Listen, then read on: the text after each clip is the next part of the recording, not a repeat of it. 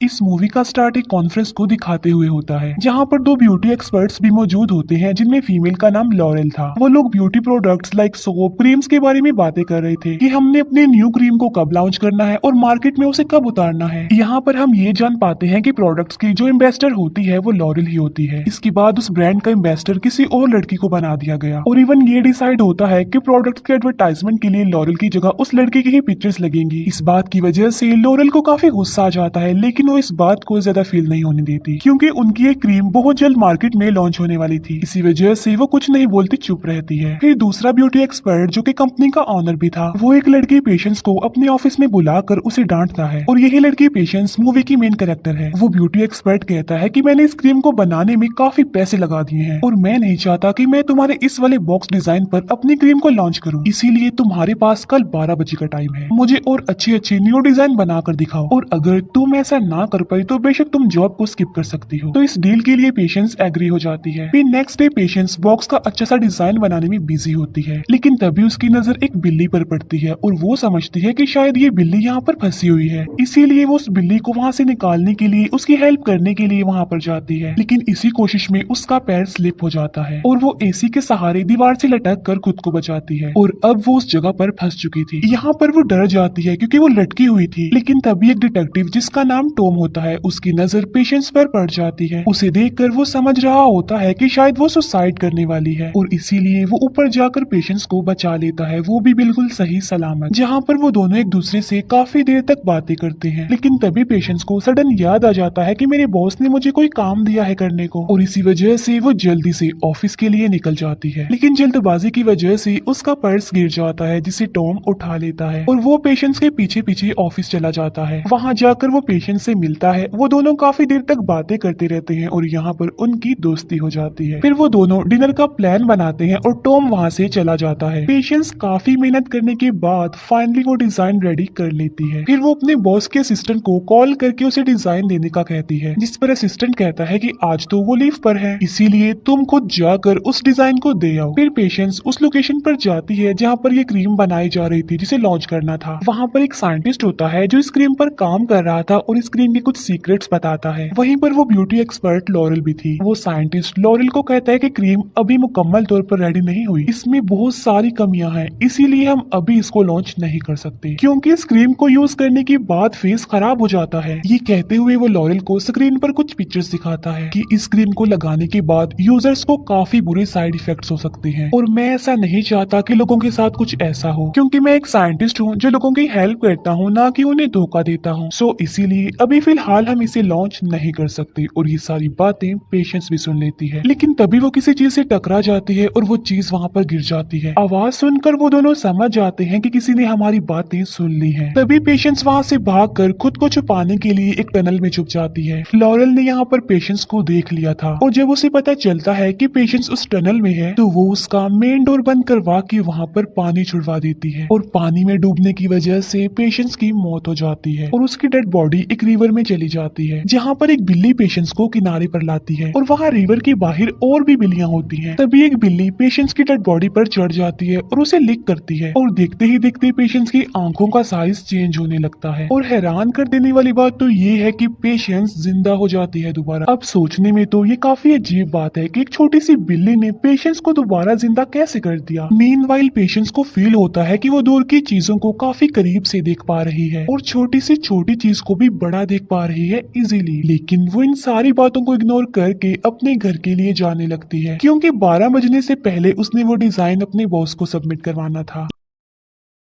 लेकिन लेट होने की वजह से उसका बॉस उसे जॉब से निकाल देता है। अपनी जॉब को खोकर वो बहुत ज्यादा अपसेट हो जाती है, लेकिन तभी उसे टॉम याद आ जाता है कि आज तो हमने डिनर पर जाना था, जो कि उसने मिस कर दिया। इसीलिए पेशेंस एक कॉफी कैन पर सॉरी लेकर टॉम के पास जाती है, जहाँ वो मिलकर पहले कॉफी पीते हैं और बाद में बास्केटबॉल भी खेलते हैं। यहाँ पर पेशेंस फील करती है कि मैं पहले से ज्यादा एक्टिव और पावरफुल हो गई हूँ। फिर अगले दिन पेशेंस को अपने घर में वही कैट दिखाई देती है जिसको उसने बचाने के लिए अपनी जान की परवाह नहीं नहीं की। इसीलिए वो समझती है कि ये जो चेंजिंग्स मुझ में आई हैं, यानी जो पावर्स मुझे मिली हैं, शायद ये बिल्ली ही उसकी रीजन हो। इसीलिए उस बिल्ली के गले से उसका बेल्ट निकाल लेती है और एड्रेस के मुताबिक उस बिल्ली की ऑनर से मिलने जाती है, जहाँ पर उसे पता चलता है कि ये कोई नॉर्मल बिल्ली नहीं है, बल्कि इस बिल्ली में ये पावर है कि वो किसी भी मरी हुई लड़की को जिंदा कर सकती है। तब पेशेंस को पता चलता है कि उस रात उसके मरने के बाद इस बिल्ली ने ही उसको जिंदा किया था। फिर बिल्ली की ऑनर पेशेंस को एक मास्क देती है और उसे कहती है कि अपनी पावर्स का सही इस्तेमाल करो। इसके बाद पेशेंस अपने घर आ जाती है। तभी उसे उसकी फीमेल फ्रेंड की कॉल आती है और वो उसे अपनी और टॉम की सारी बातें बता देती है। फिर पेशेंस की फ्रेंड उसे एक ड्रेस गिफ्ट करती है जो कि कैट वुमेन का ड्रेस था। फिर उसी रात पेशेंस बाइक पर बैठकर टॉम से मिलने जाती है और वही ड्रेस वो पहनकर जाती है, यानी कैट वुमेन का ड्रेस जो उसके फ्रेंड ने उसे गिफ्ट दिया था। लेकिन रास्ते में ही उसे कुछ चोर नजर आते हैं जो कि गोल्ड की शॉप को लूट रहे थे, जहाँ पर कैट वुमेन यानी पेशेंस उन्हें काफी मारती है और ज्वेलरी को लेकर अपने घर आ जाती है। नेक्स्ट मॉर्निंग जब वो ज्वेलरी को देखती है तो उसे रियलाइज होता है कि ये ज्वेलरी मुझे अपने साथ नहीं लानी चाहिए थी, उसने ये गलत किया है। तभी वो एक नेकलेस के अलावा बाकी सारी ज्वेलरी एक इन्वेलप में डालती है और उस इन्वेलप पर सॉरी लिखकर उसे पुलिस स्टेशन पहुंचा देती है। इसके बाद वो अपनी फीमेल फ्रेंड के पास जाती है, जहाँ पर उसे पता चलता है कि क्रीम में कमियां और खामियां होने के बावजूद भी ब्यूटी एक्सपर्ट्स उसे लॉन्च करने जा रहे हैं। इसीलिए वो उस लोकेशन पर जाती है दोबारा से जहाँ पर ये क्रीम बनाई जा रही थी, और इस बार वो मास्क और कैट वुमेन वाले ड्रेस को पहनकर जाती है। और तभी वो फ्लोर पर दिखती है कि लॉरेल के साइंटिस्ट की डेड बॉडी वहाँ पर पड़ी हुई है और ये वही साइंटिस्ट था जिसने स्क्रीम पर काम किया था। और तभी वहाँ पर एक गार्ड आ जाता है और पेशेंस को देखने के बाद वो ये सोचता है कि शायद इस साइंटिस्ट को पेशेंस नहीं मारा है और इसी वजह से वो गार्ड अलार्म को ऑन कर देता है। और तभी वहाँ पर बाकी गार्ड्स भी आ जाते हैं और वो पेशेंस को किलर समझते हैं। तब किसी तरह खुद को बचाते हुए कैट वुमेन यानी पेशेंस लॉरेल के पास जाती है, जहाँ पर वो पेशेंस को बताती है कि दूसरा ब्यूटी एक्सपर्ट इस क्रीम में कमियां और खामियां होने के बावजूद भी इसे लॉन्च करना चाह रहा है। इन बातों के दौरान पेशेंस को रियलाइज होता है कि लॉरेल भी अब दूसरे ब्यूटी एक्सपर्ट के अगेंस्ट है, क्योंकि लॉरेल उससे बदला लेना चाहती थी, क्योंकि उसकी जगह अब किसी और को एम्बेसडर बना दिया गया। तब वो दोनों प्लान बनाती हैं कि वो किस तरह उसे रंगे हाथ पकड़वाएंगी और उसके खिलाफ सबूत इकट्ठा करेंगी। यहाँ पर लॉरेल पेशेंस को एक मोबाइल फोन देती है ताकि वो दोनों डिस्कशन करने के लिए एक दूसरे से कांटेक्ट कर सके। इसके बाद टॉम जब अपनी ड्यूटी पर होता है तब उसकी नजर उसे कॉफी कैन पर पड़ती है जो उसे पेशेंस ने दी थी, जिस पर सॉरी लिखा हुआ था। तभी वो उस ज्वेलरी वाले एनवेलप को भी देखता है जिस पर सॉरी लिखा था और इसीलिए वो उस वाले सॉरी को कॉफी कैन वाले सॉरी से मैच करता है। और यहाँ पर टॉम को पेशेंस पर शक होने लगता है कि शायद उसी ने ही चोरी की होगी, उसी ने ही ये सॉरी वाला एनवेलप भिजवाया। इसीलिए टॉम उससे मिलने जाता है, जहाँ पर वो दोनों एक दूसरे के साथ काफी टाइम स्पेंड करते हैं, काफी बातें करते हैं। और रात को जब पेशेंस सो रही होती है तब टॉम एविडेंस कलेक्ट करने के लिए एक गिलास चुराकर अपने साथ ले जाता है। फिर थोड़ी देर बाद लॉरेल के दिए हुए मोबाइल पर रिंग होने लगती है और वो लॉरेल की कॉल थी जिसे पेशेंस सुनती है। लॉरेल उसे बताती है कि मैंने दूसरे ब्यूटी एक्सपर्ट के खिलाफ एविडेंस इकट्ठे कर लिए हैं और इसी वजह से उसे सजा हो जाएगी। उन एविडेंस को देखने के लिए पेशेंस जल्दी से लॉरेल के पास चली जाती है और इस बार भी वो पूरे कैट वुमन के गेटअप में आती है, जहाँ पर लॉरेल उसे कहती है कि तुम्हें उस सोफे के पीछे सारे एविडेंस मिल जाएंगे। इसीलिए पेशेंस देखने के लिए जल्दी से सोफे के पीछे जाती है। वो देखती है कि वहाँ पर तो उस ब्यूटी एक्सपर्ट की डेड बॉडी है और उसकी डेड बॉडी को देखकर ऐसा लग रहा था कि शायद किसी बिल्ली ने उसे मारा हो। यहाँ पर लॉरेल पेशेंस को कहती है कि मैं बहुत अच्छे से जानती हूँ कि उस क्रीम में अभी बहुत सारी कमियां हैं और साइड इफेक्ट्स हैं, लेकिन इसके बावजूद भी